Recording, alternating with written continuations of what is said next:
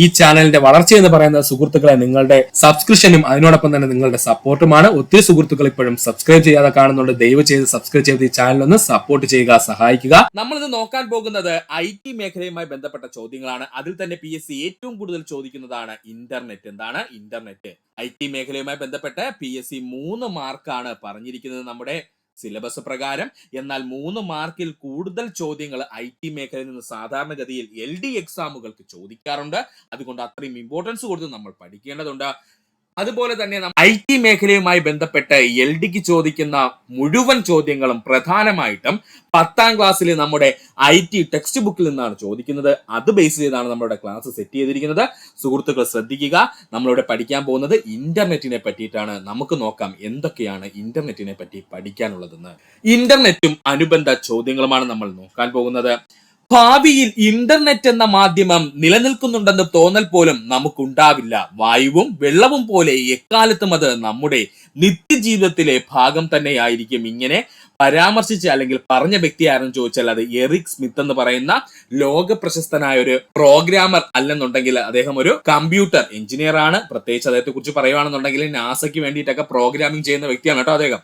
അപ്പോ ഭാവിയില് ഇന്റർനെറ്റ് എന്ന മാധ്യമം നിലനിൽക്കുന്നുണ്ടെന്ന തോന്നൽ പോലും നമുക്കുണ്ടാവില്ല. വായുവും വെള്ളവും പോലെ എക്കാലത്തും അത് നമ്മുടെ നിത്യജീവിതത്തിന്റെ ഭാഗമായി തീരും എന്നാണ് ആര് പറഞ്ഞത്? എറിക് സ്മിത്ത് പറഞ്ഞത്. അത് ശരിയാണല്ലേ സുഹൃത്തുക്കളെ? ഇപ്പോഴത്തെ കാലഘട്ടം വെച്ചിട്ട് നമുക്ക് ഏറ്റവും ഇമ്പോർട്ടന്റ് ആയിട്ട് ഒന്നായിട്ട് മാറിയല്ലേ ഇന്റർനെറ്റ്. അപ്പോൾ സുഹൃത്തുക്കൾ ഈ ഒരു പോയിന്റ് പഠിക്കുക. എന്താണ് സുഹൃത്തുക്കളെ ഇന്റർനെറ്റ് എന്ന് പറഞ്ഞു കഴിഞ്ഞാല്? ലോകത്തിലുള്ള ദശലക്ഷക്കണക്കിന് കമ്പ്യൂട്ടർ നെറ്റ്വർക്കുകളെ പരസ്പരം ബന്ധിപ്പിക്കുന്ന ബൃഹത്തായ ഒരു നെറ്റ്വർക്കിംഗ് ശൃംഖല അറിയപ്പെടുന്ന പേരാണ് ഇന്റർനെറ്റ്. എന്താണ് ഇന്റർനെറ്റ് എന്ന് ചോദിച്ചാല്, ലോകത്ത് ദശലക്ഷക്കണക്കിന് കമ്പ്യൂട്ടറുകളുണ്ട്, അല്ലെങ്കിൽ കമ്പ്യൂട്ടർ നെറ്റ്വർക്കുകളുണ്ട്.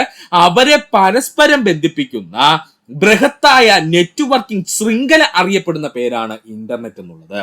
ഇനി നമുക്ക് നോക്കാനുള്ളത് കമ്പ്യൂട്ടർ നെറ്റ്വർക്കിംഗ് ശൃംഖലകൾക്കുള്ള ഉദാഹരണമാണ്. കമ്പ്യൂട്ടർ നെറ്റ്വർക്കിംഗ് ശൃംഖലയ്ക്കുള്ള ഉദാഹരണമാണ്. PSCയുടെ സ്ഥിരം ചോദ്യമേഖലയാണ്. ഇതുകൊണ്ട് സുഹൃത്തുക്കൾ ഈ ഭാഗം വ്യക്തമായിട്ട് പഠിക്കുക. PSCയുടെ സ്ഥിരം ചോദ്യമേഖലയാണ്, പഠിച്ചോളണേ, ഇമ്പോർട്ടന്റ് ആണ്. ആദ്യമായി പഠിക്കാനുള്ളതാണ് ബാൻ എന്നുള്ളത്, അഥവാ ബോഡി ഏരിയ നെറ്റ്വർക്ക്. ആദ്യമായിട്ടുള്ള ഏതാണ്? ബാൻ അഥവാ ബോഡി ഏരിയ നെറ്റ്വർക്ക് ആണ്. രണ്ടാമത്തതാണ് പാൻ അഥവാ പേഴ്സണൽ ഏരിയ നെറ്റ്വർക്ക്. PSCയുടെ പ്രീവിയസ് ക്വസ്റ്റ്യൻ ആണ്, പഠിച്ചോളണേ.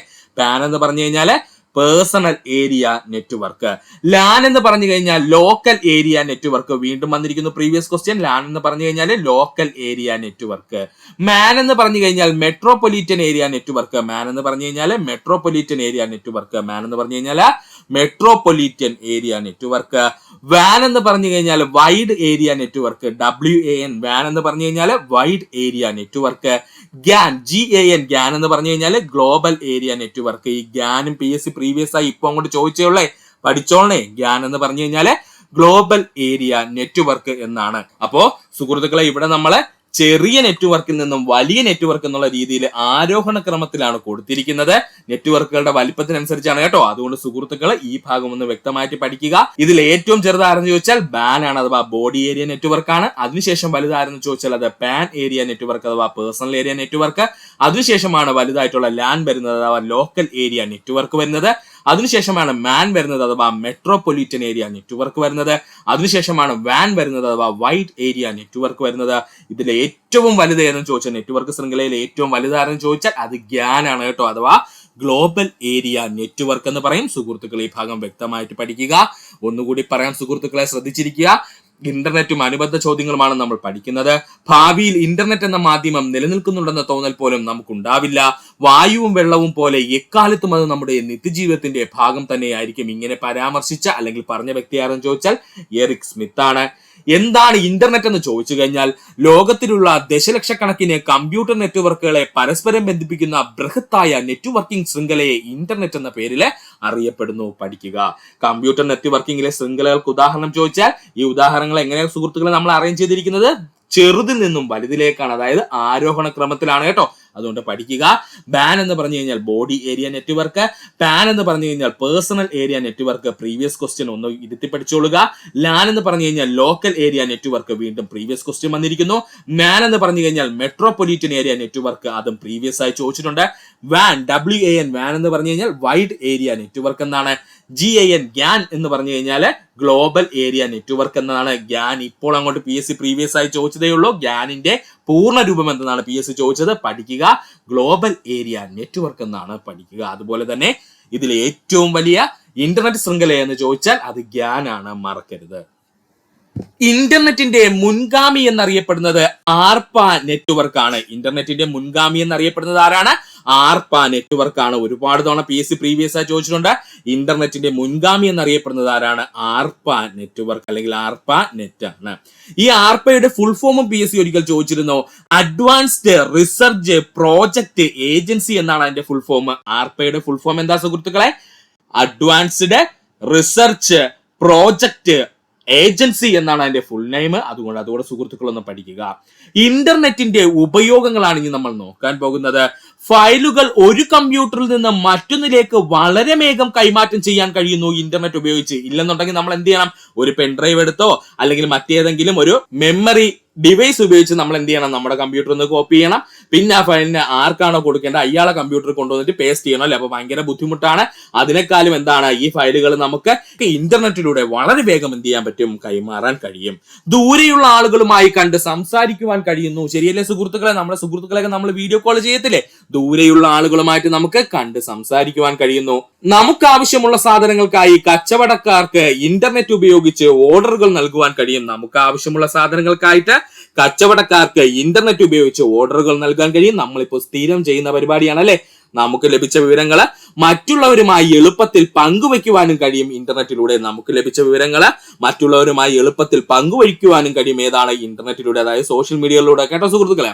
അപ്പോ പ്രധാനമായിട്ടും ഇത്രയും ഉപയോഗങ്ങളാണ് ഇന്റർനെറ്റിന്റെ ഭാഗമായി ഉള്ളത്. ഇതിലും കൂടുതൽ ഉപയോഗങ്ങളുണ്ട്. പക്ഷെ നമ്മുടെ ടെക്സ്റ്റ് ബുക്കിൽ ഇത്രയും ഉപയോഗങ്ങളാണ് പറഞ്ഞിരിക്കുന്നത്. അതുകൊണ്ടാണ് ഇത് മാത്രം ഇതിലേക്ക് നമ്മൾ ചുരുക്കിയത് കേട്ടോ. അപ്പൊ ഒന്നുകൂടി പറയാം, ഇന്റർനെറ്റിന്റെ മുൻഗാമി എന്നറിയപ്പെടുന്നത് ആർപ നെറ്റ് ആണ്. ആർപ നെറ്റിന്റെ ആർപ എന്താണെന്നുള്ളത് PSC പ്രീവിയസ് ആയി ചോദിച്ചിട്ടുണ്ട്.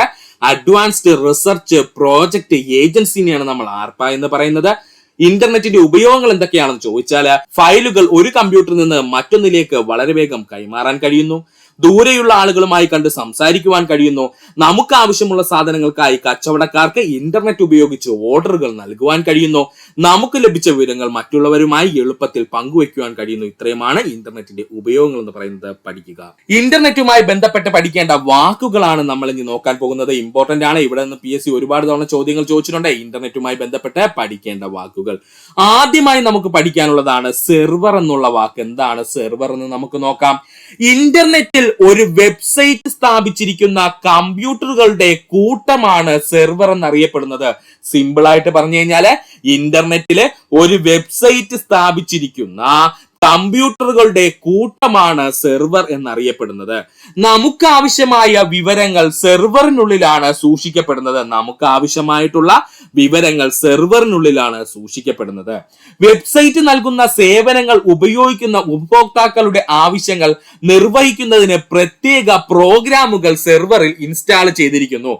അപ്പോ വെബ്സൈറ്റ് നൽകുന്ന സേവനങ്ങൾ ഉപയോഗിക്കുന്ന ഉപഭോക്താക്കളുടെ ആവശ്യങ്ങൾ നിർവഹിക്കുന്നതിന് വേണ്ടിയിട്ട് പ്രത്യേക പ്രോഗ്രാമുകൾ തന്നെ സെർവറിൽ ഇൻസ്റ്റാൾ ചെയ്തിരിക്കുന്നു.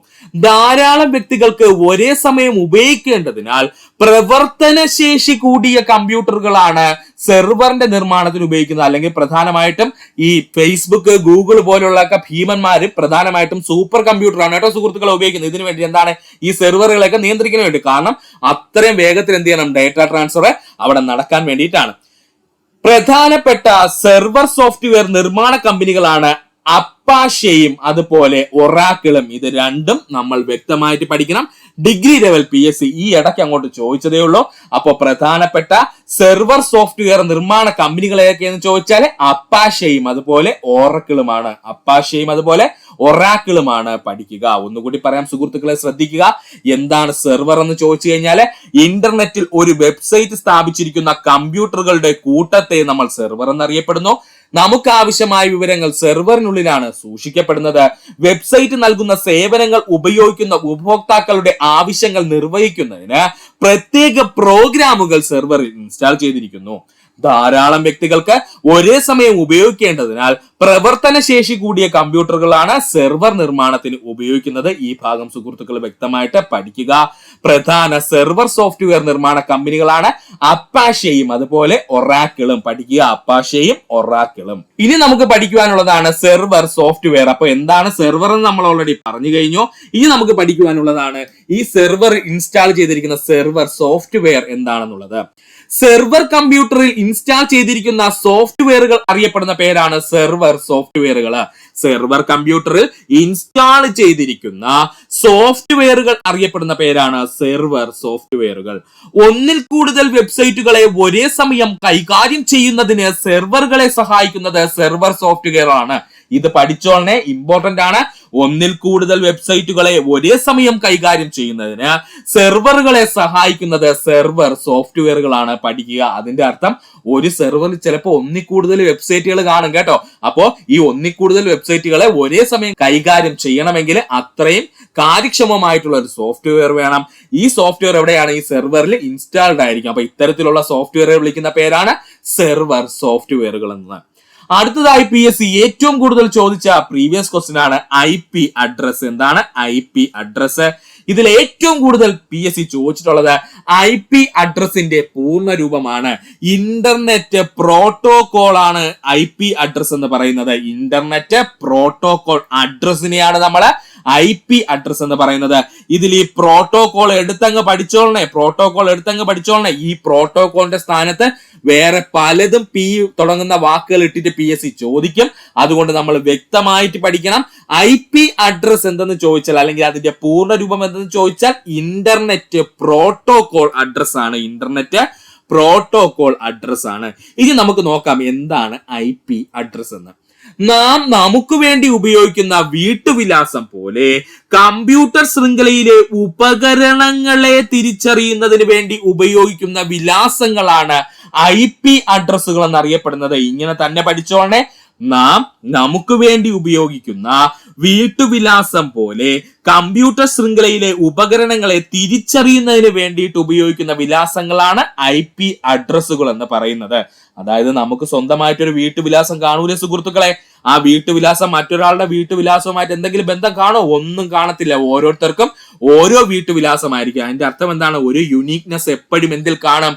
വിലാസത്തിൽ, നമ്മുടെ വീട്ടുവിലാസത്തിൽ കാണും. അതുപോലെ തന്നെയാണ് ഈ IP അഡ്രസ്സുകൾ എന്ന് പറഞ്ഞു കഴിഞ്ഞാല് നമ്മുടെ കമ്പ്യൂട്ടർ ശൃംഖലയിൽ ഉപയോഗിക്കുന്ന ഉപകരണങ്ങൾക്ക് ഓരോന്നിനും തിരിച്ചറിയാനായിട്ട് ഓരോ നമ്പർ കൊടുത്തിട്ടുണ്ട്. ഇതിനെ വിളിക്കുന്ന പേരാണ് IP അഡ്രസ് എന്ന്, അല്ലെങ്കിൽ ഇന്റർനെറ്റ് പ്രോട്ടോകോൾ അഡ്രസ് എന്ന്. IP അഡ്രസ്സുകൾ വഴി ബൃഹത്തായ ഒരു കമ്പ്യൂട്ടർ ശൃംഖലയിൽ ഉൾപ്പെട്ടിട്ടുള്ള നമുക്ക് ആവശ്യമായ കമ്പ്യൂട്ടറിനെയും ഉപകരണത്തെയും തിരിച്ചറിയുന്നതിന് IP അഡ്രസ്സുകൾ സഹായിക്കുന്നു. അതായത് ഒന്നുമില്ല, എക്സാമ്പിൾ ആയിട്ട് പറഞ്ഞു കഴിഞ്ഞാല് ഞാനിപ്പോ ഗൂഗിളിനകത്ത് കയറി, ഗൂഗിൾ ഒരു സെർച്ച് എഞ്ചിനാണ് നമുക്കറിയാമേ. ഈ സെർച്ച് എഞ്ചിനകത്ത് കയറിയിട്ട് ഞാൻ ജസ്റ്റ് www.facebook.com എന്ന് ജസ്റ്റ് ഒന്ന് സെർച്ച് ചെയ്യുകയാണെന്ന് കരുതുക. അപ്പോ എനിക്ക് ആവശ്യമായിട്ടുള്ള ആ ഫേസ്ബുക്ക് ഏതൊക്കെ കമ്പ്യൂട്ടറിലാണോ കണക്റ്റഡ് ആയിട്ടുള്ളത് ആ കമ്പ്യൂട്ടറുകളെ മാത്രം, അല്ലെങ്കിൽ ആ ഉപകരണങ്ങളെ മാത്രം സെലക്ട് ചെയ്ത് അതിനകത്തുള്ള ഡേറ്റ എനിക്ക് തരണം അല്ലേ? അല്ലാതെ എവിടെയെങ്കിലും ചെന്ന് ഡേറ്റ സ്വീകരിച്ചിട്ട് കാര്യമുണ്ടോ? എനിക്ക് ആവശ്യമുള്ള കമ്പ്യൂട്ടറിലെ അതിനകത്തുള്ള ഡേറ്റകളെ എന്ത് ചെയ്യണം? എന്റെ അടുത്ത് എത്തിക്കണം. അതിന് സഹായിക്കുന്നത് IP അഡ്രസ്സുകളാണ്. ഇല്ലെന്നുണ്ടെങ്കിൽ നമുക്ക് ഒരാളെ ലെറ്റർ വേറെ ആർക്കെങ്കിലും പോകുമെന്ന് പറഞ്ഞ കണക്ക് വേറെ എങ്ങോട്ടെങ്കിലും ഒക്കെ കയറി പോകും കേട്ടോ നമ്മൾ സെർച്ച് ചെയ്യുമ്പോൾ.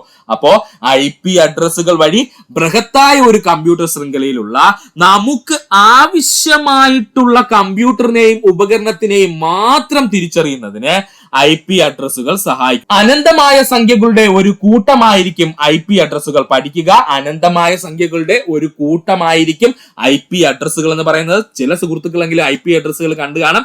വേറൊന്നുമില്ല, പ്രധാനമായിട്ടും നമ്മുടെ മോഡത്തിന്റെ ഒക്കെ പിൻഭാഗത്ത് 198.155 എന്നൊക്കെ പറഞ്ഞിങ്ങനെ ഒരു നമ്പർ ഡോട്ടിട്ട് ഇങ്ങനെ കൊടുത്തിരിക്കും കേട്ടോ. ഇതിനെയാണ് IP അഡ്രസ് എന്ന് പറയുന്നത്. അപ്പോ അനന്തമായ സംഖ്യകളുടെ ഒരു കൂട്ടമായിരിക്കും IP അഡ്രസ്സുകൾ. കാരണം എന്താണ്? കോടാനുകോടി കമ്പ്യൂട്ടറുകളുണ്ട്, അതുമായി ബന്ധപ്പെട്ട് ഒത്തിരി ഉപകരണങ്ങളും പ്രവർത്തിക്കുന്നുണ്ട്. അപ്പൊ ഇവയ്ക്ക് എല്ലാവർക്കും നമ്മുടെ വീട്ടുപേര് കണക്ക് ഓരോരോ പേര് കൊടുത്താൽ ശരിയാവോ സുഹൃത്തുക്കളെ? ഇല്ല. അതുകൊണ്ട് നമ്മൾ ഉപയോഗിക്കുന്നത് അനന്തമായ സംഖ്യകളുടെ ഒരു കൂട്ടത്തിനെയാണ് IP അഡ്രസ്സുകളായിട്ട് സൂചിപ്പിക്കാൻ ഉപയോഗിക്കുന്നത്. ഒരു IP അഡ്രസ്സിൽ ഒരു സമയം ഒരു സെർവർ മാത്രമേ ഉണ്ടായിരിക്കുള്ളൂ. ഇതങ്ങ് പഠിച്ചോളനെ, ഇമ്പോർട്ടന്റ് ആണ് സുഹൃത്തുക്കളെ, എടുത്തങ്ങ് പഠിച്ചോളനെ.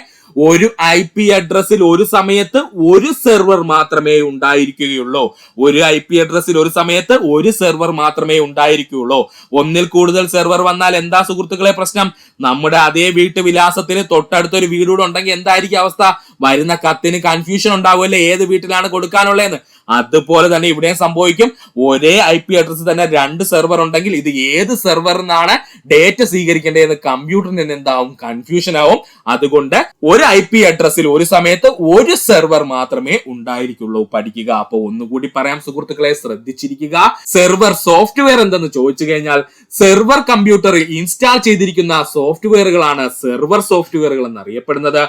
ഒന്നിൽ കൂടുതൽ വെബ്സൈറ്റുകളെ ഒരേ സമയം കൈകാര്യം ചെയ്യുന്നതിന് സെർവറിനെ സഹായിക്കുന്നത് ആരെന്ന് ചോദിച്ചാൽ അത് സെർവർ സോഫ്റ്റ്വെയറുകളാണ്. IP അഡ്രസ്സിന്റെ പൂർണ്ണ രൂപം എന്തെന്ന് ചോദിച്ചാൽ ഇന്റർനെറ്റ് പ്രോട്ടോകോൾ അഡ്രസ് എന്നാണ്. നാം നമുക്ക് വേണ്ടി ഉപയോഗിക്കുന്ന വീട്ടുവിലാസം പോലെ കമ്പ്യൂട്ടർ ശൃംഖലയിലെ ഉപകരണങ്ങളെ തിരിച്ചറിയുന്നതിന് വേണ്ടി ഉപയോഗിക്കുന്ന വിലാസങ്ങളാണ് IP അഡ്രസ്സുകൾ എന്നറിയപ്പെടുന്നത്. IP അഡ്രസ്സുകൾ വഴി ബൃഹത്തായ ഒരു കമ്പ്യൂട്ടർ ശൃംഖലയിൽ ഉൾപ്പെട്ടിട്ടുള്ള നമുക്ക് ആവശ്യമായിട്ടുള്ള കമ്പ്യൂട്ടറിനെയും ഉപകരണത്തിനെയും തിരിച്ചറിയുന്നതിന് IP അഡ്രസ്സുകൾ സഹായിക്കുന്നു. അനന്തമായ സംഖ്യകളുടെ ഒരു കൂട്ടമായിരിക്കും എപ്പോഴും IP അഡ്രസ്സുകൾ എന്ന് പറയുന്നത്. IP അഡ്രസ്സിൽ ഒരു സമയത്ത് ഒരു സെർവർ മാത്രമേ ഉണ്ടായിരിക്കുള്ളൂ. പഠിക്കുക. അടുത്തതാണ് വെബ്സൈറ്റ് ഹോസ്റ്റ്. എന്താ സുഹൃത്തുക്കളെ വെബ്സൈറ്റ് ഹോസ്റ്റ് എന്ന് പറഞ്ഞു കഴിഞ്ഞാല് നെറ്റ്വർക്കിൽ പലയിടങ്ങളിലായി ക്രമീകരിച്ചിരിക്കുന്ന സെർവറുകളിലായിരിക്കും സാധാരണഗതിയിൽ വെബ്സൈറ്റുകൾ സ്ഥാപിച്ചിരിക്കുന്നത്. ഇങ്ങനെ വെബ്സൈറ്റുകൾ സ്ഥാപിക്കുന്ന രീതി അറിയപ്പെടുന്ന പേരാണ് വെബ്സൈറ്റ് ഹോസ്റ്റ് എന്ന്. ഒന്നുകൂടി പറഞ്ഞു തരാം. എന്താണ് വെബ്സൈറ്റ് ഹോസ്റ്റ് എന്ന് പറഞ്ഞാല് നെറ്റ്വർക്കിലെ പലയിടങ്ങളിലായി ക്രമീകരിച്ചിരിക്കുന്ന സെർവറുകളിലായിരിക്കും സാധാരണഗതിയിലെ വെബ്സൈറ്റുകൾ സ്ഥാപിക്കുന്നത്. ഇങ്ങനെ വെബ്സൈറ്റുകൾ സ്ഥാപിക്കുന്ന രീതി അറിയപ്പെടുന്ന പേരാണ് വെബ്സൈറ്റ് ഹോസ്റ്റ്. എന്താണ് പേര്? Website host. പഠിക്കുക. അടുത്തതായി വീണ്ടും PSC പ്രീവിയസ് ആയി ചോദിച്ച ചോദ്യത്തിലേക്ക് നമ്മൾ വരുന്നിരിക്കുന്നു. DNS. ഒരുപാട് തവണ നമുക്ക് പഠിച്ച് മനസ്സിലാവാത്ത കാര്യമാണ് അല്ലെ DNS എന്ന് പറയുന്നത്. നമുക്ക് എന്താണെന്ന് നോക്കാം. DNSന്റെ പൂർണ്ണ രൂപം എന്ന് പറയുന്നത് ഡൊമൈൻ നെയിം സെർവർ ആണ്. DNSന്റെ പൂർണ്ണ രൂപം എന്താ സുഹൃത്തുക്കളെ? ഡൊമൈൻ നെയിം സെർവർ എന്നാണ്. നാം ഒരു വെബ് ബ്രൗസറിൽ ടൈപ്പ് ചെയ്യുന്ന വെബ് വിലാസങ്ങളാണ് ഡൊമൈൻ നെയിം സെർവറുകൾ എന്നറിയപ്പെടുന്നത്. ഇത്രയേ ഉള്ളൂ സംഭവം കേട്ടോ. നമ്മള് ഗൂഗിളിനകത്ത് എന്തെങ്കിലും ഒരു എക്സാമ്പിൾ ആയിട്ട് ഇപ്പൊ ഇൻസ്റ്റാഗ്രാം എന്ന് നമ്മൾ സെർച്ച് ചെയ്യുന്നത് കരുതുക. ആ ഇൻസ്റ്റാഗ്രാം എന്ന് നമ്മൾ കൊടുത്ത കീവേഡ് ഉണ്ടല്ലോ, അതിനെ വിളിക്കുന്ന പേരാണ് നമ്മുടെ ഡൊമൈൻ നെയിം എന്ന് പറയുന്നത് കേട്ടോ. വേറെ ഒന്നുമില്ല. നാം ഒരു വെബ് ബ്രൗസറിൽ ടൈപ്പ് ചെയ്യുന്ന വെബ് വിലാസങ്ങളാണ് ഡൊമൈൻ നെയിം എന്ന പേരിൽ അറിയപ്പെടുന്നത്. നാം വെബ് ബ്രൗസറിൽ ടൈപ്പ് ചെയ്ത മെയിൻ വിലാസത്തെ കമ്പ്യൂട്ടറുകൾക്ക് തിരിച്ചറിയാൻ കഴിയുന്ന IP അഡ്രസ്സുകളാക്കി മാറ്റുകയും അവയെ കണ്ടെത്താൻ സഹായിക്കുകയും ചെയ്യുന്ന ഇന്റർനെറ്റിലുള്ള സംവിധാനത്തെ DNS എന്നാണ് പറയുന്നത്. അപ്പോ ഈ DNSന്റെ ഉപയോഗം എന്തെന്ന് ചോദിച്ചാല് നാം വെബ് ബ്രൗസറിൽ ടൈപ്പ് ചെയ്യുന്ന മെയിൽ വിലാസത്തിന് കമ്പ്യൂട്ടറിന് തിരിച്ചറിയാൻ കഴിയുന്ന IP അഡ്രസ്സുകളാക്കി മാറ്റണം. അല്ലാതെ കമ്പ്യൂട്ടറിന് മലയാളമോ ഇംഗ്ലീഷും ഹിന്ദി ഒന്നും അറിയില്ല. കമ്പ്യൂട്ടർ മെഷീനാണ്. അതുകൊണ്ട് കമ്പ്യൂട്ടറിന് മെഷീൻ ലാംഗ്വേജ് മാത്രമേ അറിയാവൂ. ഇല്ലെന്നുണ്ടെങ്കിൽ എന്താണ് സംഖ്യകളെ മാത്രം തിരിച്ചറിയാൻ മാത്രമേ ആർക്ക് കഴിയൂ? കമ്പ്യൂട്ടറിന് കഴിയുള്ളൂ. അതുകൊണ്ട് നമ്മൾ ഈ കൊടുക്കുന്ന മേൽവിലാസത്തിനെ എന്ത് ചെയ്യും? ഈ DNS നേരെ എന്തായിട്ട് മാറ്റും? IP അഡ്രസ്സുകളാക്കി മാറ്റിയിട്ടാണ് സെർച്ച് ചെയ്യുന്നത്. ഇതൊക്കെ മൈക്രോ സെക്കൻഡ് നടക്കുന്ന കാര്യങ്ങളാണ് കേട്ടോ. നമ്മൾ ടൈപ്പ് ചെയ്യുന്നു, അപ്പോൾ തന്നെ നമുക്ക് റിസൾട്ട് ലഭിക്കുന്നു. അപ്പോ ഇതൊക്കെ മൈക്രോ സെക്കൻഡ് നടക്കുന്ന കാര്യങ്ങളാണ്. അതുകൊണ്ട് സുഹൃത്തുക്കൾ ശ്രദ്ധിച്ച് പഠിക്കുക. നാം വെബ് ബ്രൗസറിൽ ടൈപ്പ് ചെയ്ത മേൽവിലാസത്തെ കമ്പ്യൂട്ടറുകൾക്ക് തിരിച്ചറിയാൻ കഴിയുന്ന IP അഡ്രസ്സുകളാക്കി മാറ്റുകയും അവയെ കണ്ടെത്താൻ സഹായിക്കുകയും ചെയ്യുന്നതാരെന്ന് ചോദിച്ചാൽ ഇന്റർനെറ്റിലെ DNS സംവിധാനമാണ്. ഒരു ഡൊമൈൻ നാമത്തിൽ ഒന്നിൽ കൂടുതൽ IP അഡ്രസ്സുകൾ ഉണ്ടായിരിക്കും. പഠിച്ചോളണേ. ഒരു ഡൊമൈൻ നാമത്തിൽ ഒന്നിൽ കൂടുതൽ IP അഡ്രസ്സുകൾ ഉണ്ടായിരിക്കും. ബാംഗ്ലൂരുള്ള നമ്മുടെ ഇനി ഡൊമൈൻ നാമങ്ങൾക്ക് ഉദാഹരണം ചോദിച്ചാൽ അതാണ് ഇനി ഡൊമൈൻ നാമങ്ങൾക്ക് ഉദാഹരണം ചോദിച്ചാൽ ജസ്റ്റ് ഒന്ന് പഠിച്ചു വെച്ചേക്കുക. FSF.org അല്ലെങ്കിൽ IMD.gov.in എന്നൊക്കെ പറഞ്ഞ് നമ്മൾ ഇഷ്ടം പോലെ സെർച്ച് ചെയ്തിട്ടുണ്ടായിരിക്കും. അല്ലെങ്കിൽ PSCയുടെ നമ്മൾ സൈറ്റുകൾ നമ്മൾ സെർച്ച് ചെയ്യും. psc.gov.in എന്നൊക്കെ പറഞ്ഞ് നമ്മൾ എന്ത് ചെയ്യും, സെർച്ച് ചെയ്യും. അപ്പോൾ ഈ gov.in എന്നും അല്ലെങ്കിൽ org എന്നൊക്കെ പറഞ്ഞ് നമ്മൾ സെർച്ച് ചെയ്യുന്നത് എന്തെന്ന് ചോദിച്ചു കഴിഞ്ഞാൽ അതാണ് നമ്മുടെ ഡൊമൈൻ നാമങ്ങൾ എന്ന് പറയുന്നത് കേട്ടോ. എന്താണ് ഡൊമൈൻ നാമങ്ങൾ എന്ന് പറയുന്നത്?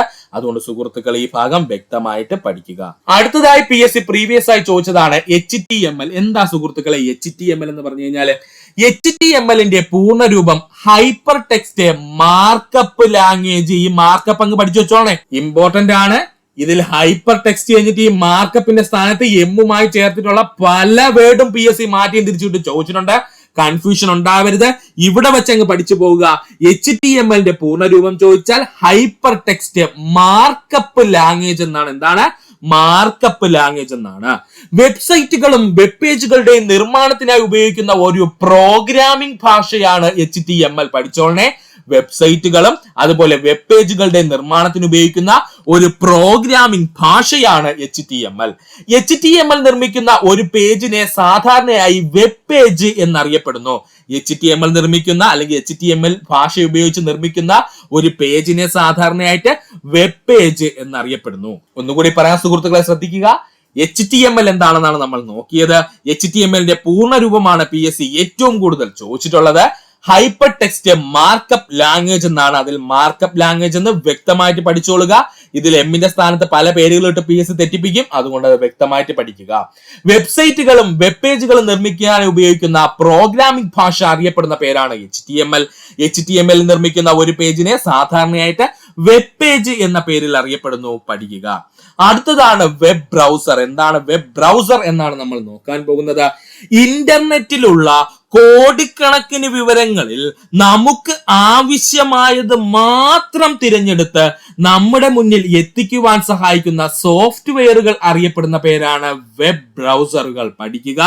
ഇന്റർനെറ്റിലുള്ള കോടിക്കണക്കിനുള്ള വിവരങ്ങളിൽ നമുക്ക് ആവശ്യമായ അല്ലെങ്കിൽ നമ്മൾ ടൈപ്പ് ചെയ്ത് കൊടുത്ത കാര്യം മാത്രം തിരഞ്ഞെടുത്ത് നമ്മുടെ മുന്നിൽ എത്തിക്കുവാൻ സഹായിക്കുന്ന സോഫ്റ്റ്വെയറുകളാണ് വെബ് ബ്രൗസറുകൾ എന്ന പേരിൽ അറിയപ്പെടുന്നത്.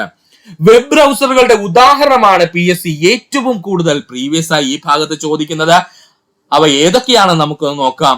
Google Chrome, safari, Mozilla Firefox, Microsoft edge, Opera, ഇവയെല്ലാം PSC പ്രീവിയസ് ആയി ചോദിച്ചിട്ടുള്ളതാണ് വെബ് ബ്രൗസറുകളുടെ സ്ഥാനത്ത്. അതുകൊണ്ട് സുഹൃത്തുക്കൾ വ്യക്തമായിട്ട് ഈ ഭാഗം പഠിക്കാൻ ശ്രമിക്കുക. എന്താണ് വെബ് ബ്രൗസർ എന്ന് ചോദിച്ചു കഴിഞ്ഞാൽ ഇന്റർനെറ്റിലുള്ള കോടിക്കണക്കിന് വിവരങ്ങൾ നമുക്ക് ആവശ്യമായത് മാത്രം തിരഞ്ഞെടുത്തുകൊണ്ട് നമ്മുടെ മുന്നിൽ എത്തിക്കുവാൻ സഹായിക്കുന്ന സോഫ്റ്റ്വെയറുകളാണ് വെബ് ബ്രൗസറുകൾ എന്നറിയപ്പെടുന്നത്. വെബ് ബ്രൗസറിന്റെ ഉദാഹരണം ഈ പറഞ്ഞിരിക്കുന്ന 6 എണ്ണവും സുഹൃത്തുക്കൾ പഠിക്കണം, പഠിക്കാതെ പോവരുത്. സ്ഥിരം PSC ഇതിൽ നിന്ന് ഏതെങ്കിലും ഒരെണ്ണമായിരിക്കും ഉദാഹരണമായിട്ട് ചോദിക്കുന്നത്. അതുകൊണ്ട് പഠിക്കുക. Google Chrome, safari, Mozilla Firefox, Microsoft edge, Opera, ഇത്രയും സുഹൃത്തുക്കളെ പഠിച്ചു വെക്കുക. അടുത്തതാണ് വെബ്സൈറ്റ്. എന്താ സുഹൃത്തുക്കളെ വെബ്സൈറ്റ്? നമ്മൾ കുറെ നേരമായിട്ട് വെബ് ബ്രൗസറും വെബ്സൈറ്റും എന്നൊക്കെ പറയുന്നുണ്ട് അല്ലെ. എന്താ സുഹൃത്തുക്കളെ വെബ്സൈറ്റ് എന്ന് പറഞ്ഞു കഴിഞ്ഞാല് ഉപഭോക്താക്കൾക്ക് ആവശ്യമുള്ള വിവരങ്ങൾ നിറഞ്ഞ ഒരു കൂട്ടം വെബ് പേജുകളും അവയിൽ ഉൾപ്പെടുത്തിയിട്ടുള്ള ചിത്രങ്ങൾ, വീഡിയോകൾ, ശബ്ദങ്ങൾ, ആനിമേഷനുകൾ, സോഫ്റ്റ്വെയറുകൾ ഇവയെല്ലാം സെർവറുകളിൽ ഒരു ഫോൾഡറായിരിക്കും സൂക്ഷിക്കുന്നത്. ഇത്തരം ഫോൾഡറുകൾ അറിയപ്പെടുന്ന പേരാണ് വെബ്സൈറ്റുകൾ. അതായത് നമ്മളിപ്പോ നമ്മുടെ ലാപ്ടോപ്പിലോ അല്ലെങ്കിൽ മൊബൈലിലോ ഒക്കെ നമ്മൾ എന്ത് ചെയ്യും, പാട്ടുകളും വീഡിയോസ് ഒക്കെ നമ്മൾ ഓരോ പേരിൽ ഫോൾഡറായിട്ട് സേവ് ചെയ്ത് വെക്കും അല്ലെ. അതുപോലെ ഇന്റർനെറ്റിൽ ചെയ്തു വെക്കും. ഇതിനെ വിളിക്കുന്ന പേരാണ് വെബ്സൈറ്റ് എന്നതാണ് നമ്മൾ ഓപ്പൺ ചെയ്യുമ്പോൾ കയറി വരുന്നത് കേട്ടോ. ഉപഭോക്താക്കൾക്ക് ആവശ്യമായിട്ടുള്ള വിവരങ്ങൾ നിറഞ്ഞതും ഒരു കൂട്ടം വെബ് പേജുകളും ഉപഭോക്താക്കൾക്ക് ആവശ്യമായിട്ടുള്ള വിവരങ്ങൾ നിറഞ്ഞ ഒരു കൂട്ടം വെബ് പേജുകളും അവയിൽ ഉൾപ്പെടുത്തിയിട്ടുള്ള ചിത്രങ്ങൾ, വീഡിയോകൾ, ശബ്ദങ്ങൾ, ആനിമേഷനുകൾ, സോഫ്റ്റ്വെയറുകൾ ഇവയെല്ലാം സെർവറുകളിൽ ഒരു ഫോൾഡറായിരിക്കും സൂക്ഷിക്കുന്നത്. ഇത്തരം ഫോൾഡറുകൾ അറിയപ്പെടുന്ന പേരാണ് വെബ്സൈറ്റുകൾ എന്നുള്ളത് പഠിക്കുക. അടുത്തതാണ് HTTP. ഇത് ഒരുപാട് തവണ PSC പ്രീവിയസ് ആയി ചോദിച്ചിട്ടുള്ളതാണ്. പഠിക്കുക. HTTP എന്താണ്? HTTP എന്നുള്ളത്. അപ്പൊ നമുക്ക് നോക്കാം എന്താണ് HTTP എന്നുള്ളത്. HTTPയുടെ പൂർണ്ണ രൂപമാണ് ഹൈപ്പർ ടെക്സ്റ്റ് ട്രാൻസ്ഫർ പ്രോട്ടോകോള്. പഠിച്ചോളണം. ഈ ട്രാൻസ്ഫർ എന്താ റെഡ് കളറിൽ കൊടുത്തേക്കെന്ന് ചോദിച്ചാല് ഈ ട്രാൻസ്ഫറിന്റെ T അവരെന്ത് ചെയ്യും, മാറ്റി കളിക്കും. PSC ടിയിൽ പുതിയ പുതിയ ട്രാൻസ്ഫോമിംഗ് എന്നോ അല്ലെങ്കിൽ മറ്റേതെങ്കിലും ഒക്കെ പേരൊക്കെ ഇട്ടിട്ടായിരിക്കും പറയുന്നത് കേട്ടോ. അതുകൊണ്ട് അത് വ്യക്തമായിട്ട് പഠിക്കുക.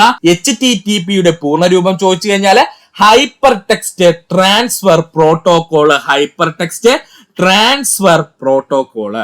ഇന്റർനെറ്റിൽ ലഭിക്കുന്ന ഫയലുകൾ കൈമാറ്റം ചെയ്യുന്നതിന് ഒരു പ്രോട്ടോകോൾ ആവശ്യമാണ്. അല്ലാതെ ചുമ്മാ തോന്നി നടക്കുന്ന നമുക്ക് എന്ത് ചെയ്യാൻ പറ്റൂല, ഫയലുകൾ എടുക്കാൻ കഴിയില്ല. ഇന്റർനെറ്റിൽ ലഭിക്കുന്ന ഫയലുകൾ കൈകാര്യം ചെയ്യുന്നതിന് ഒരു പ്രോട്ടോകോൾ ആവശ്യമാണ്. HTML ഫയലുകളും മറ്റു വിവരങ്ങളും ഇന്റർനെറ്റിൽ കൈമാറ്റം ചെയ്യുന്നതിനുള്ള പ്രോട്ടോകോൾ ആണ് ഹൈപ്പർ ടെക്സ്റ്റ് ട്രാൻസ്ഫർ പ്രോട്ടോകോൾ അഥവാ HTTP എന്ന് പറയുന്നത്. കേട്ടോ, പഠിച്ചോളണേ. HTML ഫയലുകളും മറ്റു വിവരങ്ങളും ഇന്റർനെറ്റിൽ കൈമാറ്റം ചെയ്യുന്നതിനുള്ള പ്രോട്ടോകോൾ ആണ് ഹൈപ്പർ ടെക്സ്റ്റ് ട്രാൻസ്ഫർ പ്രോട്ടോകോൾ അഥവാ HTTP എന്ന് പറയുന്നത്.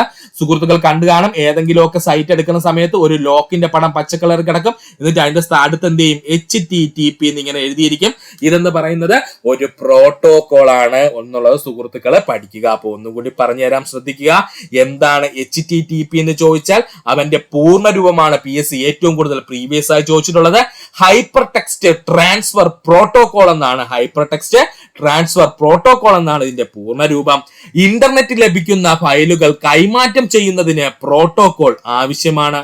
HTML ഫയലുകളും മറ്റു വിവരങ്ങളും ഇന്റർനെറ്റിൽ കൈമാറ്റം ചെയ്യുന്നതിനുള്ള പ്രോട്ടോകോൾ ആണ് ഹൈപ്പർ ടെക്സ്റ്റ് ട്രാൻസ്ഫർ പ്രോട്ടോകോൾ എന്ന് പറയുന്നത്. ഈ പ്രോട്ടോകോൾ സോഫ്റ്റ്വെയർ എല്ലാ സെർവർ കമ്പ്യൂട്ടറുകളിലും ഉണ്ടായിരിക്കും. ഈ പ്രോട്ടോകോൾ സോഫ്റ്റ്വെയർ എല്ലാ സെർവർ കമ്പ്യൂട്ടറുകളിലും ഉണ്ടായിരിക്കും. ബ്രൗസർ സോഫ്റ്റ്വെയറിന്റെ ഭാഗമായി നമ്മുടെ കമ്പ്യൂട്ടറിലും ഇതുണ്ട്, അതും പഠിച്ചോളണേ. ഈ പ്രോട്ടോകോൾ സോഫ്റ്റ്വെയർ എല്ലാ സെർവർ കമ്പ്യൂട്ടറുകളിലും ഉണ്ടായിരിക്കുമെന്ന് മാത്രമല്ല, ബ്രൗസർ സോഫ്റ്റ്വെയറിന്റെ ഭാഗമായിട്ട് നമ്മുടെ കമ്പ്യൂട്ടറിലും ആരുണ്ട്, ഈ പറഞ്ഞിരിക്കുന്ന HTTP എന്ന് പറയുന്ന ഹൈപ്പർ ടെക്സ്റ്റ് ട്രാൻസ്ഫർ പ്രോട്ടോകോൾ ഉണ്ട് എന്നും സുഹൃത്തുക്കളെ വ്യക്തമായിട്ട് പഠിക്കുക. അടുത്തതായി നമ്മൾ പഠിക്കാൻ പോകുന്നതാണ് വേൾഡ് വൈഡ് വെബ് അഥവാ WWW. ഇതും PSC പ്രീവിയസ് ആയി ചോദിച്ചതാണ്. എന്തുമാത്രം പോയിന്റ്സ് ആണെന്ന് അറിയാമോ സുഹൃത്തുക്കളെ നമ്മുടെ ടെക്സ്റ്റ് ബുക്കിൽ നിന്ന് ചോദിക്കുന്നത്? അതുകൊണ്ട് ഇവയൊക്കെ നമ്മൾ പഠിച്ചെടുക്കണം. വേൾഡ് വൈഡ് വെബ് അഥവാ WWW നമ്മൾ സ്ഥിരം ഉപയോഗിക്കുന്ന വാക്കാണല്ലോ. എന്തെങ്കിലും സെർച്ച് ചെയ്യാനായിട്ട് നമുക്ക് നോക്കാം ഇതിന്റെ പിന്നിൽ എന്താണ് ഉള്ളതെന്ന്. ഇന്റർനെറ്റിലെ കോടിക്കണക്കിന് പേജുകളും അവയിൽ നിന്നും മറ്റു പേജുകളിലേക്കും നിരവധി ലിങ്കുകളും ചേർന്ന് പരസ്പരം ആശ്രയമായ ഒരു വിവരജാലിക ഇന്റർനെറ്റിൽ തന്നെ നിർമ്മിക്കപ്പെടുന്നതായി കാണാം. ഇതിനെയാണ് വേൾഡ് വൈഡ് വെബ് എന്ന് പറയുന്നത്.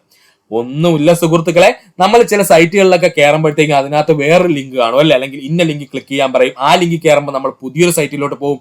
ഇങ്ങനെ ഒരു സൈറ്റിൽ നിന്ന് ചാടി നമുക്ക് മറ്റു പല സൈറ്റുകളിലേക്ക് എന്ത് ചെയ്യും, നമുക്കിങ്ങനെ മാറി പോകാൻ പറ്റും അല്ലെ. അല്ലെങ്കിൽ ഇപ്പോ ഇൻസ്റ്റഗ്രാം ഉപയോഗിക്കുകയാണെങ്കിൽ നമ്മൾ ഒരാളുടെ പ്രൊഫൈലിൽ കയറി അവിടെ നിന്ന് അടുത്ത ആളുടെ പ്രൊഫൈൽ കയറി ഇങ്ങനെ മാറി നമുക്ക് പോകാൻ പറ്റും അല്ലെ. അപ്പോൾ ഇതിനൊക്കെ സഹായിക്കുന്നത് ആരെന്ന് ചോദിച്ചാൽ വേൾഡ് വൈഡ് വെബ് ആണ് കേട്ടോ. അപ്പൊ ഇന്റർനെറ്റിലെ കോടിക്കണക്കിന് പേജുകളും അവയിൽ നിന്നും മറ്റു പേജുകളിലേക്കും നിരവധി ലിങ്കുകളും ചേർന്ന് പരസ്പരാശ്രയമായ ഒരു വിവരജാലിക ഇന്റർനെറ്റിൽ തന്നെ നിർമ്മിക്കപ്പെട്ടതായി കാണാം. ഇതിനെയാണ് വേൾഡ് വൈഡ് വെബ് എന്ന പേരിൽ അറിയപ്പെടുന്നത്. വേൾഡ് വൈഡ് വെബിന്റെ പ്രവർത്തനത്തിന് സഹായിക്കുന്നത് HTTP ആണ്. മറക്കരുത്, PSC പ്രീവിയസ് ആയി ചോദിച്ചിട്ടുണ്ട്.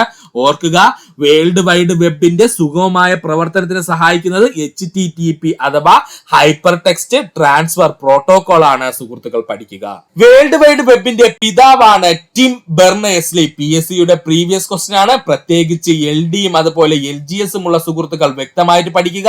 വേൾഡ് വൈഡ് വെബ് അഥവാ WWWന്റെ പിതാവായിരുന്നു ചോദിച്ചാൽ ടിം ബെർണേഴ്സ്-ലീ ആണ് വേൾഡ് വൈഡ് വെബിന്റെ പിതാവ് എന്നറിയപ്പെടുന്നത്. വേൾഡ് വൈഡ് വെബ് രൂപീകൃതമായ വർഷം 1989. വേൾഡ് വൈഡ് വെബ് രൂപീകൃതമായ വർഷം ചോദിച്ചാൽ അത് 1989. വേൾഡ് വൈഡ് വെബിന്റെ രൂപീകരണത്തിന് പിന്നിൽ പ്രവർത്തിച്ച സ്ഥാപനമാണ് European organization for nuclear research. മറന്നുപോലെ, വേൾഡ് വൈഡ് വെബിന്റെ രൂപീകരണത്തിന് പിന്നിൽ പ്രവർത്തിച്ച സ്ഥാപനം ഏതാണ്? European organization for nuclear research ആണ്. പഠിക്കുക. ഒന്നുകൂടി പറയാം, വേൾഡ് വൈഡ് വെബ് എന്താണ് സുഹൃത്തുക്കളെ? ഇന്റർനെറ്റിലെ കോടിക്കണക്കിന് പേജുകളും അവയിൽ നിന്നും മറ്റു പേജുകളിലേക്കും നിരവധി ലിങ്കുകൾ ചേർന്ന് പരസ്പരം ആശ്രയമായാണ് കാണപ്പെടുന്നത്. ഇങ്ങനെയുള്ള വിവരജാലിക ഇന്റർനെറ്റിൽ തന്നെ നിർമ്മിക്കപ്പെടുന്നതായി നമുക്ക് കാണാൻ കഴിയും. ഇതിനെ വിളിക്കുന്ന പേരാണ് വേൾഡ് വൈഡ് വെബ് എന്നുള്ളത്. വേൾഡ് വൈഡ് വെബ് പ്രവർത്തനത്തിന് സഹായിക്കുന്നത് HTTP ആണ് അഥവാ ഹൈപ്പർ ടെക്സ്റ്റ് ട്രാൻസ്ഫർ പ്രോട്ടോകോൾ ആണെന്ന് പഠിക്കുക. വേൾഡ് വൈഡ് വെബിന്റെ പിതാവ് ടിം ബെർണേഴ്സ്-ലീ ആണ്. വേൾഡ് വൈഡ് വെബ് രൂപീകൃതമായ വർഷം 1989. വേൾഡ് വൈഡ് വെബിന്റെ രൂപീകരണത്തിന് പിന്നിൽ പ്രവർത്തിച്ച സ്ഥാപനം European organization for nuclear research ആണ് എന്നും ഇവിടെ അങ്ങ് സുഹൃത്തുക്കളെ പഠിച്ചു വെക്കുക. അടുത്തതായി PSC പ്രീവിയസ് ആയി ചോദിച്ചതാണ് URL. ഒരുപാട് തവണ നമ്മൾ കേട്ടിട്ടുള്ള സാധനമാണ് അല്ലെ URL എന്നുള്ളത്. നമുക്ക് നോക്കാം എന്താണ് URL എന്നുള്ളത്.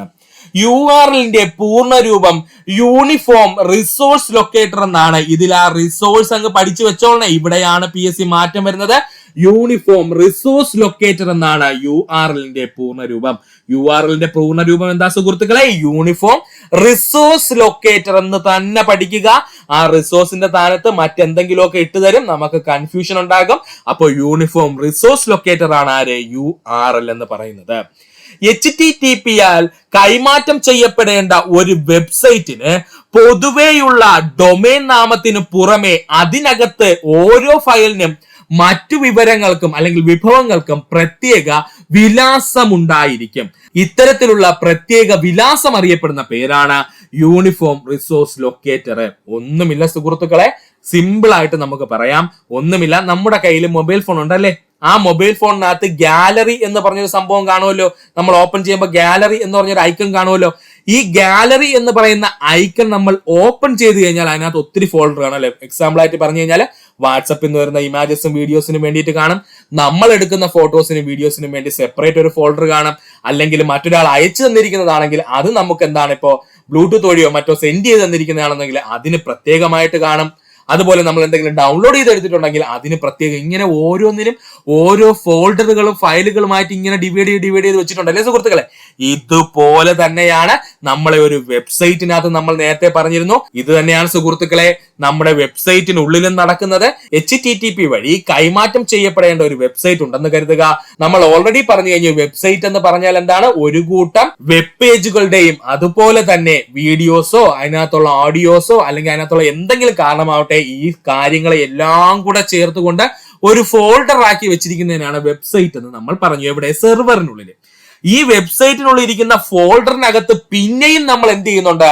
ഇപ്പൊ നേരത്തെ ആ മൊബൈൽ ഫോണിൽ പറഞ്ഞ കേസ് പോലെ തന്നെ ഓരോരോ ഫയലുകളെയും തിരിച്ച് കൃത്യമായിട്ടുള്ള വിഭവങ്ങളെയും തിരിച്ച് ഓരോരോ വിലാസത്തിലാണ് വെച്ചിരിക്കുന്നത്. അല്ലാതെ ഒരു ഫോൾഡറിനുള്ളിൽ അങ്ങ് വലിച്ചു വാരി ഇട്ടിരിക്കുകയല്ല കേട്ടോ. കൃത്യമായിട്ട് അടുക്കി ഒതുക്കി പറക്കി ഇങ്ങനെ വെച്ചിട്ടുണ്ട് കേട്ടോ. ഇതിനെ നമ്മൾ വിളിക്കുന്ന പേരാണ് യൂണിഫോം റിസോഴ്സ് ലൊക്കേറ്റർ. അതായത് ഒന്നുമില്ല, HTTP-യിൽ കൈമാറ്റം ചെയ്യപ്പെടേണ്ട ഒരു വെബ്സൈറ്റിന് പൊതുവെയുള്ള ഡൊമൈൻ നാമത്തിന് പുറമെ അതിലെ ഓരോ ഫയലിനും മറ്റു വിഭവങ്ങൾക്കും പ്രത്യേകമായ ഒരു വിലാസം ഉണ്ടാക്കി നമ്മൾ സൂക്ഷിച്ചു വെക്കും. ഇങ്ങനെയുള്ള പ്രത്യേക വിലാസങ്ങൾ അറിയപ്പെടുന്ന പേരാണ് യൂണിഫോം റിസോഴ്സ് ലൊക്കേറ്റർ എന്നുള്ളത് പഠിക്കുക. യൂണിഫോം റിസോഴ്സ് ലൊക്കേറ്റർ ഒരു ഫയലിന്റെ കൈമാറ്റ സങ്കേതം, വെബ്സൈറ്റിന്റെ നാമം, ഫയൽ സെർവറിൽ സൂക്ഷിച്ചിരിക്കുന്ന ഇടം എന്നിവ അടങ്ങിയിരിക്കുന്നു. അപ്പോൾ ഒരു URL എടുത്തു കഴിഞ്ഞാൽ നമുക്ക് എന്തൊക്കെ അറിയാൻ പറ്റും, അല്ലെങ്കിൽ യൂണിഫോം റിസോഴ്സ് ലൊക്കേറ്റർ എടുത്തു കഴിഞ്ഞാൽ നമുക്ക് എന്തൊക്കെ ആ വിവരങ്ങൾ അതിൽ നിന്ന് ലഭിക്കും? ഒരു ഫയലിന്റെ കൈമാറ്റ സങ്കേതം, അതുപോലെ തന്നെ വെബ്സൈറ്റിന്റെ നാമം, അതുപോലെ സെർവറിൽ എവിടെയാണ് ആ ഫയൽ സൂക്ഷിച്ചിരിക്കുന്ന ആ ഇടം വരെ നമുക്ക് അറിയാൻ കഴിയും. പഠിച്ചോളുക. യൂണിഫോം റിസോഴ്സ് ലൊക്കേറ്റർ എടുത്ത് നോക്കിക്കഴിഞ്ഞാൽ അതിലൊരു ഫയലിന്റെ കൈമാറ്റ സങ്കേതം, വെബ്സൈറ്റിന്റെ നാമം, ഫയൽ സെർവറിൽ സൂക്ഷിച്ചിരിക്കുന്ന ഇടം വരെ നമുക്ക് അറിയുവാൻ കഴിയും. പഠിക്കുക. അടുത്തതാണ് ഇന്റർനെറ്റ് സൊസൈറ്റി. എന്താ സുഹൃത്തുക്കളെ ഇന്റർനെറ്റ് സൊസൈറ്റി എന്ന് പറഞ്ഞു കഴിഞ്ഞാൽ? അധികം സുഹൃത്തുക്കളും കേട്ടിരിക്കാൻ സാധ്യതയില്ല. ഇന്റർനെറ്റ് സൊസൈറ്റി ഇന്റർനെറ്റിന്റെ ഘടനയെയും നയങ്ങളെയും ഇതര പൊതുവിഷയങ്ങളുടെയും മേൽനോട്ടം വഹിക്കുന്ന സ്ഥാപനമാണ് ഇന്റർനെറ്റ് സൊസൈറ്റി. ഇന്റർനെറ്റിന്റെ ഘടനയെയും നയങ്ങളുടെയും അതുപോലെ ഇതര പൊതുവിഷയങ്ങളുടെയും മേൽനോട്ടം വഹിക്കുന്ന സ്ഥാപനമാണ് ഇന്റർനെറ്റ് സൊസൈറ്റി. ഇന്റർനെറ്റ് സൊസൈറ്റി സ്ഥാപിതമായ വർഷം 1992. ഇന്റർനെറ്റ് സൊസൈറ്റി സ്ഥാപിതമായ വർഷം 1992 ആണ്. ഇന്റർനെറ്റ് സൊസൈറ്റിയുടെ സ്ഥാപകൻ എന്നറിയപ്പെടുന്നത് വിൻഡൻ സർഫും അതുപോലെ ബോബ് ഖാനുമാണ്. ഇവർ രണ്ടുപേരുടെ പേരും ഇമ്പോർട്ടന്റ് ആണ്, പഠിച്ചോളണേ. ഇന്റർനെറ്റ് സൊസൈറ്റിയുടെ സ്ഥാപകൻ എന്നറിയപ്പെടുന്നത് വിൻഡൻ സർഫും അതുപോലെ ബോബ് ഖാനുമാണ്. ഇന്റർനെറ്റ് സൊസൈറ്റിയുടെ ആസ്ഥാനം അമേരിക്കയാണ്. ഇന്റർനെറ്റ് സൊസൈറ്റിയുടെ ആസ്ഥാനം എവിടെയാണ്? അമേരിക്കയാണ്. പഠിക്കുക. ഒന്നുകൂടി പറയാം. ഇന്റർനെറ്റ് സൊസൈറ്റിയെ പറ്റിയാണ് നമ്മൾ പറഞ്ഞത്.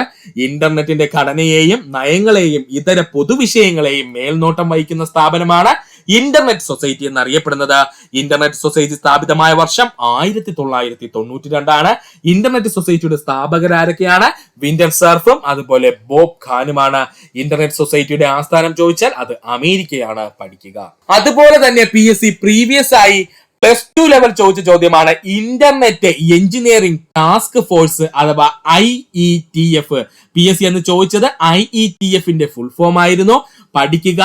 IETF അഥവാ ഇന്റർനെറ്റ് എഞ്ചിനീയറിംഗ് ടാസ്ക് ഫോഴ്സ് നമുക്ക് എന്താണെന്ന് നോക്കാം. ഇന്റർനെറ്റ് സൊസൈറ്റിയുടെ കീഴിൽ പ്രവർത്തിക്കുന്ന ഇന്റർനെറ്റിലെ സാങ്കേതിക ഘടനാപരമായ സുസ്ഥിരയ്ക്കും സുരക്ഷിതത്വത്തിനും ആവശ്യമായ സജ്ജീകരണങ്ങൾക്ക് മേൽനോട്ടം വഹിക്കുന്ന സംഘടനയാണ് ഇന്റർനെറ്റ് എഞ്ചിനീയറിംഗ് ടാസ്ക് ഫോഴ്സ് എന്ന് പറഞ്ഞു കഴിഞ്ഞാൽ എന്താണ്? ഇന്റർനെറ്റ് സൊസൈറ്റിയുടെ കീഴിൽ പ്രവർത്തിക്കുന്ന ഇന്റർനെറ്റിന്റെ സാങ്കേതിക ഘടനാപരമായ സുസ്ഥിരതയ്ക്കും അതുപോലെ സുരക്ഷിതത്വത്തിനും ആവശ്യമായ സജ്ജീകരണങ്ങൾക്ക് മേൽനോട്ടം വഹിക്കുന്ന സംഘടനയാണ് ഇന്റർനെറ്റ് എഞ്ചിനീയറിംഗ് ടാസ്ക് ഫോഴ്സ് എന്ന പേരിൽ അറിയപ്പെടുന്നത്. ഇന്റർനെറ്റ് പ്രോട്ടോകോളുകളുടെ നവീകരണവും ഈ കമ്മിറ്റി തന്നെയാണ് പരിശോധിക്കുന്നത്. ഇന്റർനെറ്റ് പ്രോട്ടോകോളുകളുടെ നവീകരണവും ഈ കമ്മിറ്റി തന്നെയാണ് പരിശോധിച്ച് അംഗീകാരം നൽകുന്നതെന്ന് പഠിക്കുക. ഇന്റർനെറ്റ് പ്രോട്ടോകോളുകളുടെ നവീകരണവും ഈ കമ്മിറ്റി തന്നെയാണ് പരിശോധിച്ച് അംഗീകാരം നൽകുന്നതെന്ന് പഠിക്കുക. ഇന്റർനെറ്റ് എഞ്ചിനീയറിംഗ് ടാസ്ക് ഫോഴ്സ് രൂപീകൃതമായത് 1986 ഇന്റർനെറ്റ് എഞ്ചിനീയറിംഗ് ടാസ്ക് ഫോഴ്സ് രൂപീകൃതമായത് 1986 ഇപ്പോഴത് ഇന്റർനെറ്റ് സൊസൈറ്റിയുടെ കീഴിലാണ് കേട്ടോ. അതുകൊണ്ടാണ് ആദ്യമേ അങ്ങനെ പറഞ്ഞത്. കൺഫ്യൂഷൻ ഒന്നും വേണ്ട. ഇല്ലെങ്കിൽ സുഹൃത്തുക്കൾ ചിന്തിക്കും ഇന്റർനെറ്റ് സൊസൈറ്റി 92 വന്നത്, ഇന്റർനെറ്റ് എഞ്ചിനീയറിംഗ് ടാസ്ക് ഫോഴ്സ് 86 വന്നത്. അങ്ങനെ കൺഫ്യൂഷൻ വേണ്ട. ഇപ്പോൾ ഇന്റർനെറ്റ് എഞ്ചിനീയറിംഗ് ടാസ്ക് ഫോഴ്സ് ആരുടെ കീഴിലാണ്? ഇന്റർനെറ്റ് സൊസൈറ്റിയുടെ കീഴിലാണെന്ന് പഠിക്കുക. ഇന്റർനെറ്റ് എഞ്ചിനീയറിംഗ് ടാസ്ക് ഫോഴ്സ് രൂപീകൃതമായത് 1986 ഇന്റർനെറ്റ് എഞ്ചിനീയറിംഗ് ടാസ്ക് ഫോഴ്സിന്റെ ആസ്ഥാനം അമേരിക്കയാണ്. ഇന്റർനെറ്റ് എഞ്ചിനീയറിംഗ് ടാസ്ക് ഫോഴ്സിന്റെ ആസ്ഥാനം എവിടെയാ സുഹൃത്തുക്കളെ? അമേരിക്കയാണ്. പഠിക്കുക. അടുത്തതാണ് internet corporation for assign name and number. മറക്കരുത്, internet corporation for assigned name and number എന്നുള്ള അഥവാ ICAN എന്ന് പറയും കേട്ടോ സുഹൃത്തുക്കളെ. ഇതും PSC ഇപ്പൊ അങ്ങോട്ട് പ്രീവിയസ് ആയി ചോദിച്ചതേ ഉള്ളൂ ICAN. അതുകൊണ്ട് പഠിക്കാം. Internet corporation for assigned name and number അഥവാ ICAN. ഡൊമൈൻ നാമകരണ സംവിധാനത്തിന് പൂർണ്ണ മേൽനോട്ടം വഹിക്കുന്ന ICAN സ്ഥാപനമാണ്. ഡൊമൈൻ നാമകരണ സംവിധാനത്തിന് പൂർണ്ണ മേൽനോട്ടം വഹിക്കുന്ന സ്ഥാപനം എന്ന് ചോദിച്ചാൽ അത് ICAN ആണ്, അല്ലെങ്കിൽ internet corporation for assigned name and number ആണ്. എല്ലാ ഇന്റർനെറ്റ് വിലാസവും അതിന്റെ ശരിയായ IP വിലാസത്തിലേക്ക് തന്നെ എത്തപ്പെടുന്നു എന്ന് ഉറപ്പുവരുത്തുന്നതും ഈ സ്ഥാപനമാണ്. അതായത് നമ്മുടെ നിത്യജീവിതത്തിൽ പോസ്റ്റ് ഓഫീസ് ചെയ്യുന്ന ജോലി തന്നെയാണ് ഈ internet corporation for assigned name and number ചെയ്യുന്നത് കേട്ടോ. അപ്പോൾ ഡൊമൈൻ നാമകരണ സംവിധാനത്തിന് പൂർണ്ണ മേൽനോട്ടം വഹിക്കുന്നത് ആരെന്ന് ചോദിച്ചാൽ ICAN ആണ്. അതുപോലെ തന്നെ എല്ലാ ഇന്റർനെറ്റ് വിലാസവും അതിന്റെ ശരിയായ IP വിലാസത്തിലേക്ക് തന്നെ എത്തപ്പെടുന്നു എന്ന് ഉറപ്പുവരുത്തുന്ന സ്ഥാപനം എന്ന് ചോദിച്ചാൽ അതും ICAN ആണ്. പഠിക്കുക. ICAN രൂപീകൃതമായത് 1998 ICAN രൂപീകൃതമായ വർഷം 1998 ICANന്റെ ആസ്ഥാനം എവിടെയെന്ന് ചോദിച്ചാൽ അത് അമേരിക്കയാണ്. ICANന്റെ ആസ്ഥാനം എവിടെയാ സുഹൃത്തുക്കളെ? അമേരിക്കയാണ്. പഠിക്കുക. അടുത്തതായി നമുക്ക് പഠിക്കുവാനുള്ളതാണ് ഇമെയിൽ. നമുക്ക് നോക്കാം എന്താണ് ഇമെയിൽ എന്നുള്ളത്. ആഗോള കമ്പ്യൂട്ടർ നെറ്റ്വർക്ക് ഉപയോഗിച്ച് നടത്തുന്ന കത്തിടപാടുകൾ അറിയപ്പെടുന്ന പേരാണ് ഇമെയിൽ. ആഗോള കമ്പ്യൂട്ടർ നെറ്റ്വർക്ക് ഉപയോഗിച്ച് നടത്തുന്ന കത്തിടപാടുകൾ അറിയപ്പെടുന്ന പേരാണ് എന്ത്? ഇമെയിൽ എന്നുള്ളത്. ഇവിടെ നിന്ന് PSC ചോദിക്കുന്നത് പ്രധാനപ്പെട്ട ഇമെയിൽ ദാതാക്കളുടെ പേരാണ്. അതുകൊണ്ട് ഈ ഇമെയിൽ ദാതാക്കളുടെ പേരെല്ലാം നമ്മൾ പഠിച്ചിരിക്കണം. ഇവയെല്ലാം നമ്മുടെ ടെക്സ്റ്റ് ബുക്കിൽ കൊടുത്തിട്ടുള്ളതാണ്. അതുകൊണ്ട് നമ്മൾ പഠിക്കണം.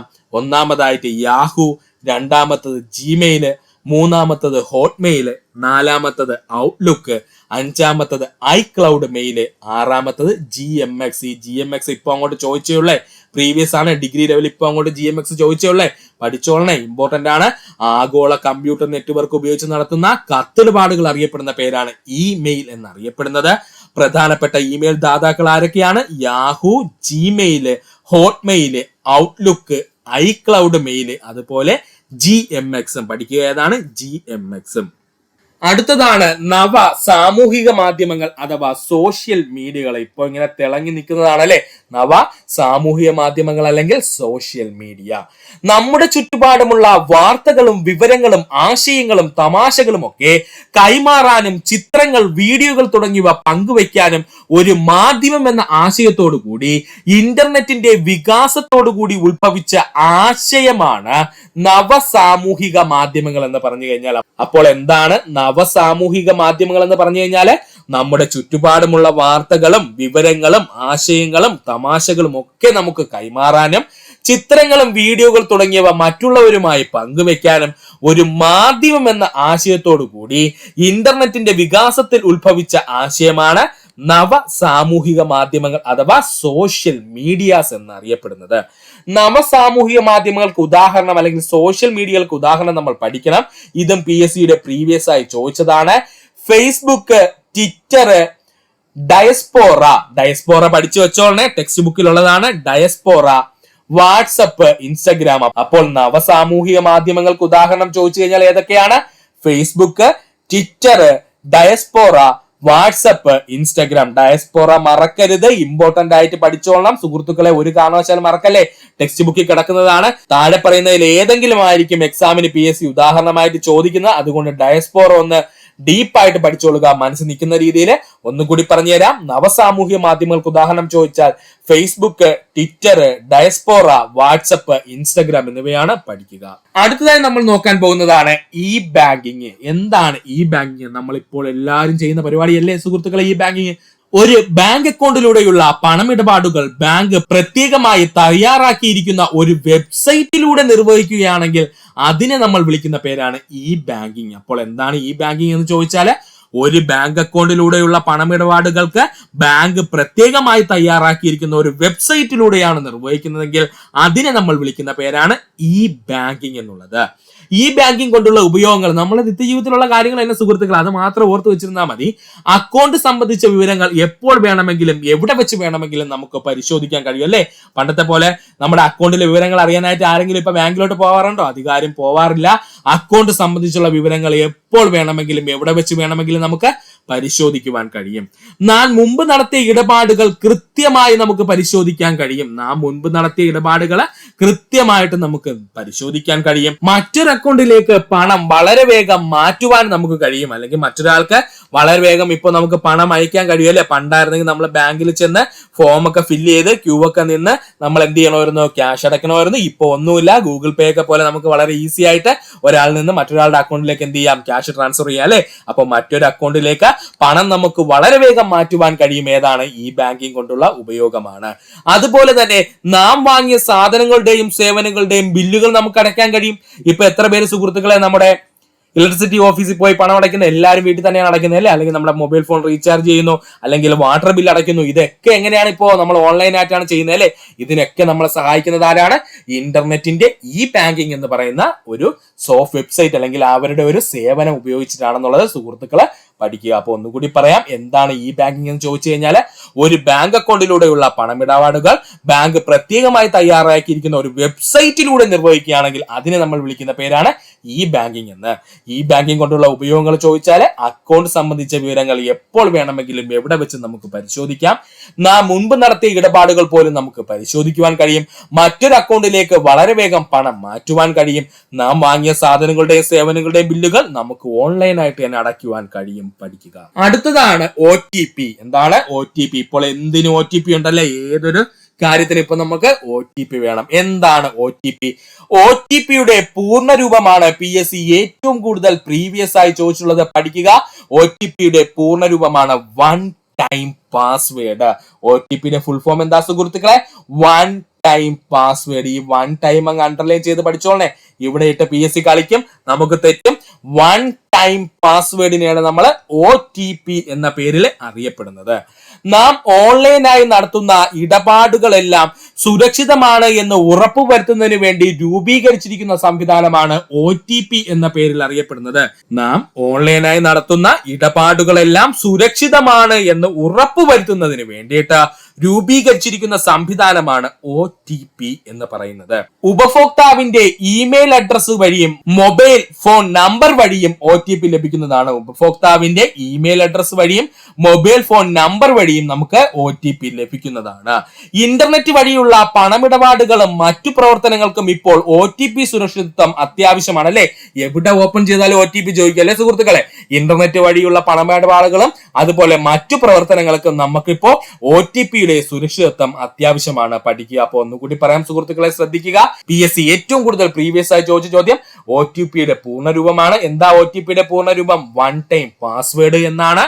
നാം ഓൺലൈനായി നടത്തുന്ന ഇടപാടുകളെല്ലാം സുരക്ഷിതമാണ് എന്ന് ഉറപ്പുവരുത്തുന്നതിന് വേണ്ടി രൂപീകരിച്ചിരിക്കുന്ന സംവിധാനമാണ് OTP എന്ന് പറയുന്നത്, അല്ലെങ്കിൽ വൺ ടൈം പാസ്വേഡ് എന്ന് പറയുന്നത്. ഉപഭോക്താവിനെ ഇമെയിൽ അഡ്രസ് വഴിയും മൊബൈൽ ഫോൺ നമ്പർ വഴിയും നമുക്ക് OTP ലഭിക്കുന്നതാണ്. ഇന്റർനെറ്റ് വഴിയുള്ള പണമിടപാടുകൾക്കും മറ്റു പ്രവർത്തനങ്ങൾക്കും ഇപ്പോൾ OTP സുരക്ഷിതത്വം അത്യാവശ്യമാണ്. പഠിക്കുക. അടുത്തതാണ് ഗവേണൻസ് എന്ന് പറയുന്നത്. നമ്മൾ എല്ലാവരും കേട്ടിട്ടുള്ളതാണ് ഗവേണൻസ്. എന്താ ഗവേണൻസ് എന്ന് പറഞ്ഞു കഴിഞ്ഞാൽ, അപ്പോൾ ഗവേണൻസ് എന്തെന്ന് ചോദിച്ചാൽ ഇലക്ട്രോണിക് ഉപകരണങ്ങളും ഇന്റർനെറ്റ് സാങ്കേതിക വിദ്യയും ഗവൺമെന്റ് മേഖലയിലേക്ക് കൂട്ടിച്ചേർക്കുകയും അതുവഴി ഉപഭോക്താക്കൾക്ക് വളരെ വേഗം ആവശ്യങ്ങൾ നിറവേറ്റുകയും ചെയ്യുന്നതിന് വേണ്ടിയിട്ട് ആരംഭിച്ചതാണ് ഗവേണൻസ് എന്ന് പറയുന്നത്. ഗവേണൻസിലൂടെ ഗവൺമെന്റിന് നൽകുന്ന സേവനങ്ങൾ ജനങ്ങൾക്ക് പ്രയോജനപ്പെടുത്തുന്നതിന് കേരള സർക്കാർ രൂപം നൽകിയിട്ടുള്ള സംരംഭമാണ് അക്ഷയ കേന്ദ്രങ്ങൾ. ഇതാണ് PSC പ്രീവിയസ് ആയി ചോദിക്കുന്നത്. ഗവേണൻസിലൂടെ ഗവൺമെന്റ് നൽകുന്ന സേവനങ്ങൾ ജനങ്ങൾക്ക് പ്രയോജനമാകുന്ന രീതിയിൽ അല്ലെങ്കിൽ പ്രയോജനപ്പെടുത്തുന്ന രീതിയിൽ കേരള സർക്കാർ രൂപം നൽകിയിട്ടുള്ള സംരംഭം അറിയപ്പെടുന്ന പേരാണ് അക്ഷയ കേന്ദ്രങ്ങൾ. അക്ഷയ പദ്ധതി ആരംഭിച്ച വർഷം 2002 നവംബർ 25. ഇമ്പോർട്ടന്റ് ആണ്, പഠിച്ചോളണേ. അക്ഷയ പദ്ധതി ആരംഭിച്ച വർഷം 2002 നവംബർ മാസം 25-ാം തീയതിയാണ്. അക്ഷയ പദ്ധതി ആരംഭിച്ച ജില്ല മലപ്പുറം ജില്ല. ഇതൊക്കെ പ്രീവിയസ് ആയി PSC ചോദിച്ച ചോദ്യങ്ങളാണ്. അക്ഷയ പദ്ധതി ആരംഭിച്ച ജില്ല ചോദിച്ചു കഴിഞ്ഞാൽ മലപ്പുറം ജില്ല. അക്ഷയ പദ്ധതി ആരംഭിച്ച രണ്ടാമത്തെ ജില്ല കണ്ണൂർ ജില്ല. പഠിക്കുക. അക്ഷയ പദ്ധതി ആരംഭിച്ച ആദ്യത്തെ ജില്ല മലപ്പുറം ജില്ല. അക്ഷയ പദ്ധതി ആരംഭിച്ച രണ്ടാമത്തെ ജില്ലയാണെങ്കിൽ അത് കണ്ണൂർ ജില്ല. അക്ഷയ പദ്ധതിയുടെ ബ്രാൻഡ് അംബാസിഡർ മമ്മൂട്ടിയാണ്. അക്ഷയ പദ്ധതിയുടെ ബ്രാൻഡ് അംബാസിഡർ ആരാ സുഹൃത്തുക്കളെ? മമ്മൂട്ടിയാണ്. അപ്പൊ ഒന്നുകൂടി പറയാം സുഹൃത്തുക്കളെ, ശ്രദ്ധിക്കുക. എന്താണ് ഗവേണൻസ് എന്ന് ചോദിച്ചു കഴിഞ്ഞാൽ ഇലക്ട്രോണിക് ഉപകരണങ്ങളും ഇന്റർനെറ്റ് സാങ്കേതിക വിദ്യയും ഗവൺമെന്റ് മേഖലയിൽ കൂട്ടിച്ചേർക്കുകയും അതുവഴി ഉപഭോക്താക്കൾക്ക് വളരെ വേഗം ആവശ്യം നിറവേറ്റുകയും ചെയ്യുന്നതിന് വേണ്ടി ആരംഭിച്ചതാണ് ഗവേണൻസ് എന്ന് പറയുന്നത്. ഗവേണൻസിലൂടെ ഗവൺമെന്റ് നൽകുന്ന സേവനങ്ങൾ ജനങ്ങൾക്ക് പ്രയോജനപ്പെടുത്തുന്നതിനായി കേരള സർക്കാർ രൂപം നൽകിയിട്ടുള്ള സംരംഭമാണ് അക്ഷയ കേന്ദ്രം എന്ന് പറയുന്നത്. അക്ഷയ പദ്ധതി ആരംഭിച്ച വർഷം 2002 നവംബർ മാസം 25-ാം തീയതി. അക്ഷയ പദ്ധതി ആരംഭിച്ച ജില്ല, ആദ്യമായി ആരംഭിച്ച ജില്ലയാണ് കേട്ടോ, ഏതാണ്? മലപ്പുറം ജില്ല. അക്ഷയ പദ്ധതി ആരംഭിച്ച രണ്ടാമത്തെ ജില്ല കണ്ണൂർ ജില്ല. അക്ഷയ പദ്ധതിയുടെ ബ്രാൻഡ് അംബാസിഡർ ആരെന്ന് ചോദിച്ചാൽ അത് മമ്മൂട്ടിയാണ്. പഠിക്കുക. കേരളത്തിലെ സർക്കാർ ജീവനക്കാരുടെ സമ്പൂർണ്ണ ഡേറ്റാബേസ് ആണ് സ്പാർക്ക് എന്ന് പറയുന്നത്. വീണ്ടും PSCയുടെ പ്രീവിയസ് ക്വസ്റ്റ്യൻ വന്നിരിക്കുന്നു.